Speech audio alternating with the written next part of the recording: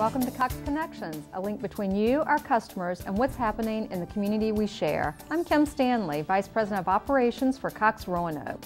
The Taubman Museum of Art opened almost 3 years ago with a huge community celebration of the new $66 million facility. Like many cultural institutions, it has been hit hard during these economic times. The museum has been holding town meetings, encouraging public participation as it plans for the future. Taubman Executive Director David Mickenberg joins us now to talk about the Art Museum's future. David, good to see you, and thanks for being with us.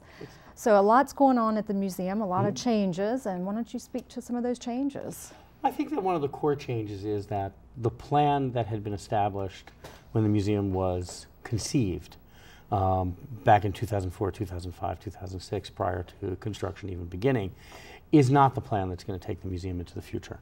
And I think that through a series of conversations with hundreds of people throughout the community and through the participation of a lot of people throughout the community, we've sort of retooled the mission of the museum to be, I think, a first-rate museum encapsulated within an art center. And that had actually been something that had been discussed for many years prior to the museum moving into its new facilities. And what it really means is that the museum is permanently and totally owned by the community. It is a collaborative, integrated part of the community.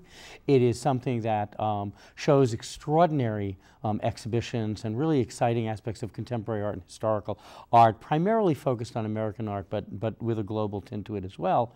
But at the same time works with a community curatorial team, works on community exhibitions, works with local artists and regional artists in terms of both fostering their work and fostering their integration into the community, as well as showing their work within the museum.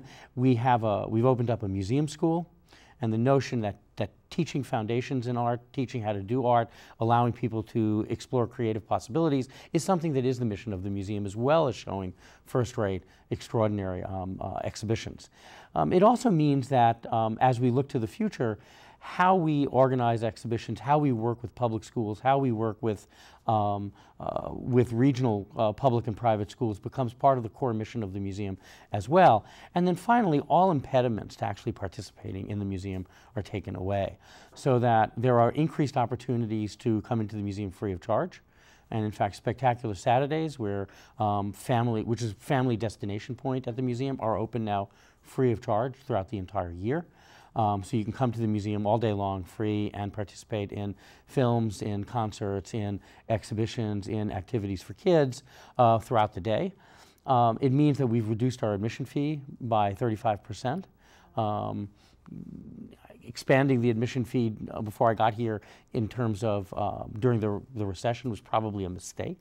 And so the lower the fee, the higher the participation. And so we've lowered those fees, we've lowered membership fees.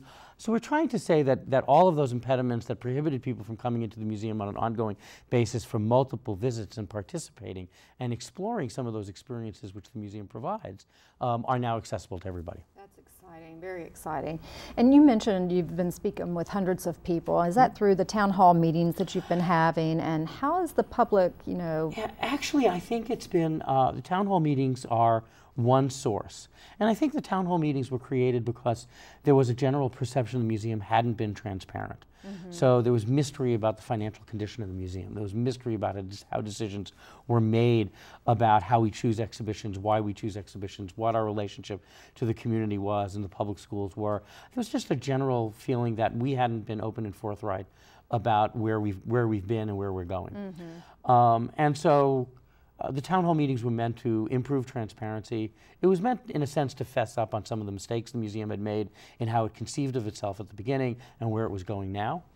But also, we've created focus groups of people who have been interested in our programs, disappointed in some of our programs, wanted to make suggestions as to where some of our programs could be going. We've allowed access into decision-making in terms of some of our exhibitions. We're looking at using the web to incentivize audiences to come over to the Taubman. And so I think the hundreds of people who have participated, there have been 900 people who have participated in the town hall meetings, in the 2 town hall meetings that we had. But there have been focus groups, community planning committees. We visited with neighborhood associations and with school groups. Art Venture, which used to be one of the iconic programs within Roanoke, and I think went a little wayward when it entered the new museum. we've talked to parents and created a committee of parents, created a committee of educators and people from throughout the community who are working with us and redesigning it.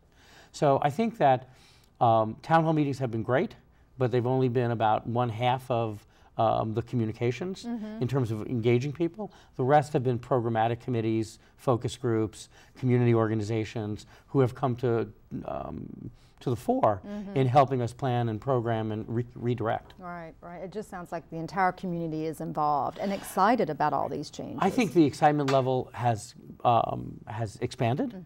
The attendance has expanded. Participation in programs is doing great. We've instituted a series of new programs, from conversations to the museum school to spectacular Saturdays to something that probably is coming online in September called 50 Minutes, which is a program for people who are downtown and working. 50 minutes, you're in and out, lunch, small conversation about the collections and about the museum with staff and with guests. But I think that in general, our aim is to make sure that people both have a decision-making voice within the museum and guide us in terms of what the community wants in relationship to the museum's programs. Okay. Well, we've got about another minute, so let's talk about your fundraising activities. You've got a goal to raise about $1.23 million. You're halfway there, as I understand it. Correct. So what else are you doing in order to raise money, and what can the community do to help you with that? Well, I think one of the nice things about being halfway there is that at the time that we announced we were halfway there, our campaigns hadn't started.